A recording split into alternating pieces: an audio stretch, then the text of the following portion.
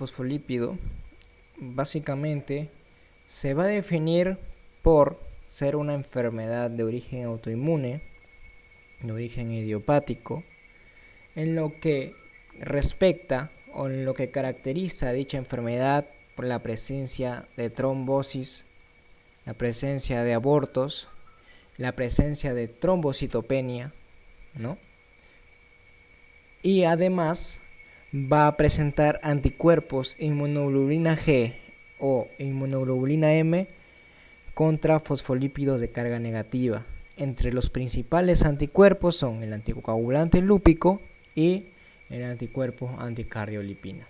Entonces, recordemos, enfaticemos nuevamente en la definición: es una enfermedad de origen autoinmune, de origen idiopático, que se va a caracterizar o se caracteriza porque el paciente presenta trombosis, porque las personas o las mujeres presentan pérdidas fetales o puede presentar partos prematuros, y generalmente hay una trombocitopenia, al igual como anticuerpos, ¿no? Como el anticoagulante lúpico y anticuerpos anticardiolipina.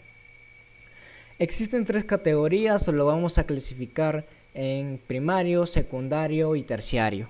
En el primario siempre es idiopático, no hay una enfermedad reumática que lo acompañe o no hay otra enfermedad que sea en este caso la causa o que acompañe a dicha enfermedad. Es decir, la enfermedad está por sí sola, está de forma individualizada en la persona. En el secundario está asociado a enfermedades del tejido conjuntivo, predominantemente el lupus eritematoso, es decir, puede estar o podemos tener lupus eritematoso más un síndrome antifosfolípidico. Y terciario tenemos el síndrome antifosfolipídico catastrófico. ¿Qué quiere decir esto? Es que es cuando el paciente va a presentar trombosis múltiples, demasiadas trombosis en el cuerpo, lo cual va a afectar a diversos órganos tanto vitales, y que puede ocasionar rápidamente la muerte. ¿Ok?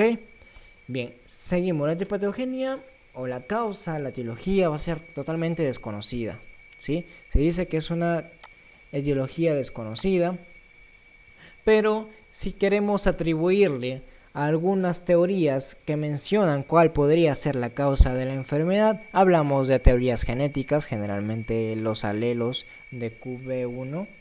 Bien, lo tenemos para darle explicación a la trombosis, que de repente los anticuerpos interfieren con la activación de la protrombina o alteran la actividad anticoagulante fisiológica por un mecanismo aún no aclarado.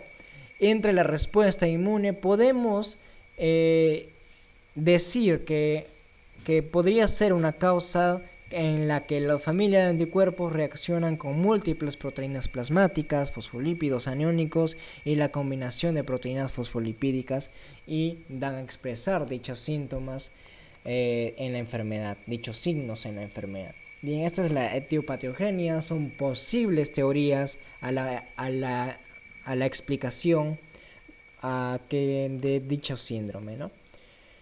En el cuadro clínico es diverso. Es importante recordar que en la mayoría de estos pacientes puede haber trombosis. En las personas, en las mujeres, generalmente pueden haber o abortos prematuros o partos prematuros, o puede haber pérdidas fetales. Podemos tener abortos menores de 10 semanas, podemos tener partos en donde el feto haya estado o tenga una edad mayor de 10 semanas, y los partos prematuros que está definido como el parto menor de 34 semanas. Siempre y cuando dichos fetos, dicho embarazo no esté condicionado a otra etiología, ¿sí? Es importante eso. O dicho aborto no esté condicionado a otra patología. Bien. Además, el paciente va a presentar trombocitopenia, es decir, las plaquetas en dicho individuo van a estar disminuidas. Vamos a tener anemia hemolítica autoinmune como las causas, como una afectación hematológica. Vamos a tener lívidos reticulares, que es la presencia de, por así decirlo, enmarañaciones en las piernas, como se observa en dicha imagen. Podemos tener úlceras crónicas en los miembros inferiores. El paciente puede obtener migraña, corea o mielitis transversa. Es importante recordar dichos cuadros clínicos para el diagnóstico.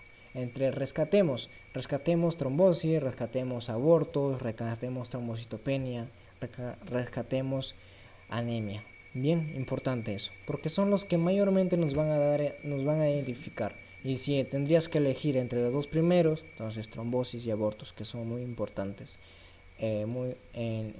y recurren generalmente en esta enfermedad. Bien, sigamos. El diagnóstico. Tenemos criterios de clasificación para el diagnóstico. Si bien es cierto, ya hemos hablado de los síntomas, de la clínica que puede tener dicho paciente, y hablamos también de la trombosis venosa y de los abortos, ¿no? Y estos son uno de los criterios clínicos a identificar. Bien, se dice que el paciente, para diagnosticar o para tener en cuenta que el paciente haya tenido trombosis venosa y o arterial demostrada por una técnica de imagen o histológica. Bien, esta trombosis tiene que ser demostrada, ya sea, por ejemplo, por una ecografía o por un examen histológico. Entre las complicaciones en las mujeres, los abortos, ¿no? El paciente de repente tiene abortos consecutivos, por ejemplo, menores de 10 semanas y uno o más muertes fetales mayores de 10 semanas y uno o más nacimientos prematuros menores de 34 semanas debido a preeclampsia grave o insuficiencia placentaria. Bien, es importante tener entre los criterios clínicos estas dos, trombosis y abortos. Bien, y entre los criterios del laboratorio es importante identificar los anticuerpos anticardiolipina en un intervalo. Ahora, en la actualidad se dice que esta positividad del anticuerpo debe estar entre 2 o más ocasiones por un intervalo, ahora mismo ya actualizada la información, de 12, no de 6, de 12 semanas, ¿no? De 2 o más ocasiones en un intervalo de 12 semanas, positivo anticardiolipina. Anticoagulante lúpico determinado en 2 o más ocasiones con un intervalo de mayor de 12 semanas. Entre estas dos determinaciones, ¿no? Entre la primera y la segunda, tiene que haber un intervalo de 2 semanas, tanto para anticuerpos anticardiolipina como para anticuerpos anticoagulante lúpido. Bien, para el diagnóstico se requiere un criterio clínico más uno de laboratorio, en más de una ocasión y separados por 3 meses. Muy bien, sigamos. El tratamiento. Generalmente tenemos pacientes asintomáticos, es decir, que pueden ser diagnosticados con la enfermedad y el paciente no ha tenido trombosis, el paciente no ha tenido abortos si es que es mujer, el paciente no ha tenido de repente trombocitopenia.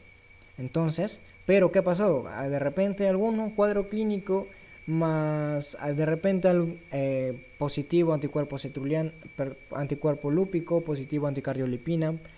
El paciente es asintomático, entonces ¿qué hacemos? No requiere ser tratado, pero podemos administrar como medida profiláctica, por así decirlo, aspirina de 100 miligramos. Bien, ¿qué pasa en los pacientes que presentan trombos? La bibliografía dice que la heparina y la warfarina van a ser, en este caso, de ayuda para evitar las trombosis futuras. Si es que el paciente tiene un episodio de trombosis, el tratamiento debe ser instalado en el paciente por al menos 6 meses. Si el paciente tiene episodios recurrentes, el tratamiento debe ser de por vida. Para los abortos, el tratamiento para evitar abortos o para prevenir los abortos, el tratamiento es heparina y aspirina. Bien. La bibliografía nuevamente en este slide y bueno, eso es todo. Gracias.